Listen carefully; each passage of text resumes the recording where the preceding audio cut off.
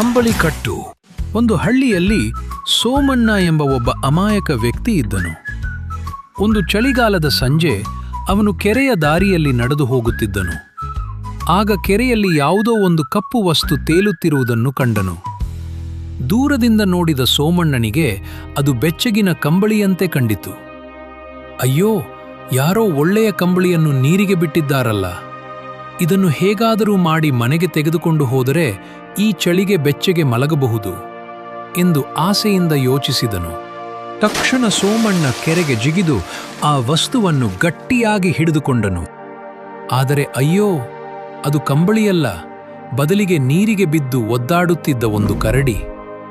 ಕರಡಿಗೂ ಜೀವ ಉಳಿಸಿಕೊಳ್ಳಲು ಒಂದು ಆಸರೆ ಬೇಕಿತ್ತು. ಹಾಗಾಗಿ ಸೋಮಣ್ಣ ಅದನ್ನು ಹಿಡಿದ ಕೂಡಲೇ ಕರಡಿ ತನ್ನ ಉಗುರುಗಳಿಂದ ಅವನನ್ನು ಗಟ್ಟಿಯಾಗಿ ಅಪ್ಪಿಕೊಂಡಿತು. ಸೋಮಣ್ಣನಿಗೆ ಈಗ ವಿಷಯ ತಿಳಿಯಿತು.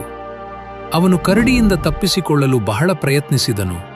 ಆದರೆ ಕರಡಿ ಮಾತ್ರ ಅವನನ್ನು ಬಿಡಲೇ ಇಲ್ಲ. ದಡದಲ್ಲಿದ್ದ ಜನರು ಇದನ್ನು ನೋಡಿ, ಸೋಮಣ್ಣ, ಆ ಹಳೆಯ ಕಂಬಳಿ ನಿನಗೆ ಬೇಡ, ಅದನ್ನು ಅಲ್ಲೇ ಬಿಟ್ಟು ಮೇಲೆ ಬಂದು ಬಿಡು ಎಂದು ಕೂಗಿದರು. ಆಗ ಪಾಪದ ಸೋಮಣ್ಣ ನೀರಲ್ಲಿ ಮುಳುಗುತ್ತಾ ಹೀಗೆ ಕೂಗಿದ, ನಾನು ಕಂಬಳಿಯನ್ನು ಬಿಟ್ಟರೂ ಕಂಬಳಿ ನನ್ನನ್ನು ಬಿಡುತ್ತಿಲ್ಲವಲ್ಲ. ಗುಣಪಾಠ: ಯಾವುದೇ ವಸ್ತು, ವ್ಯಕ್ತಿ ಅಥವಾ ವಿಷಯಗಳ ಬಗ್ಗೆ ಸರಿಯಾಗಿ ತಿಳಿಯದೆ ಆತುರದಿಂದ ಆಸೆಗೆ ಬಿದ್ದರೆ ಸಂಕಷ್ಟಕ್ಕೆ ಸಿಲುಕಬೇಕಾಗುತ್ತದೆ. ನೀವು ಬಿಟ್ರೂ ಅದು ನಿಮ್ಮನ್ನು ಬಿಡುವುದಿಲ್ಲ. ಎಚ್ಚರ: ಕಂಬಳಿ ಬಿಟ್ಟರೂ ಕರಡಿ ಬಿಡುವುದಿಲ್ಲ. ಲೈಕ್, ಶೇರ್, ಸಬ್ಸ್ಕ್ರೈಬ್ ಮಾಡಲು ಮರಿಬೇಡಿ.